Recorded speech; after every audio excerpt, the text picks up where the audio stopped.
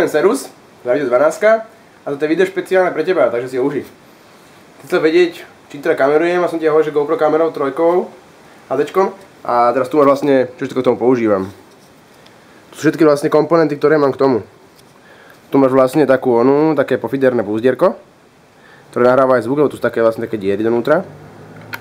Tu je také púzdro a je dosť pevné, to je do 60 m, tuším to vychádza do hĺbky, že môžeš s tým ísť. Samotná kamerka.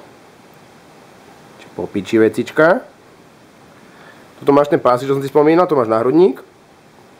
Ten druhý, čo som ti spomínal, ten tu bohužiaľ nemám, ten mám na byte. Potom máš GoPro paličku. Samozrejme sa dá dať viac a viac a viac, len to som si pomôcť troška. Takto a ešte takto. Čiže vlastne takto dlhú palicu vlastne máš. To je palička. Ďalej tu máš displej. Zase prípade tu máš GoPro kameru, zase prípade zo zadnej strany. Takto vlastne si to napojíš a máš vlastne GoPro aj s displejom. Ešte toto. Máš potom púzdro, k tomuto krytu máš také, že to máš vodotesné púzdro, že tam vlastne nepreniká vodu. Nepreniká voda, Ježiša Maďar. No máš také oné koncovky k týmto držiakom a somariny. Tu máš ďalšie púzdro, to bol vlastne originál k tej kamere takéto, to sa dokupovalo. To bol originál k nej. Tu je vlastne k tomuto.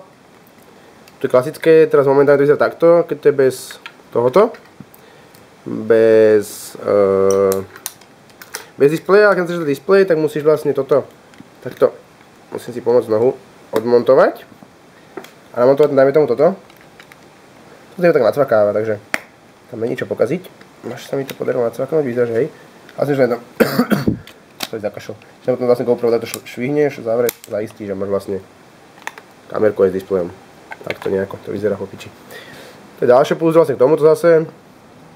Potom máš na ten displej by to bolo rotesné, teraz to vlastne máš, že tam môže voda prenikať do toho, vidíš.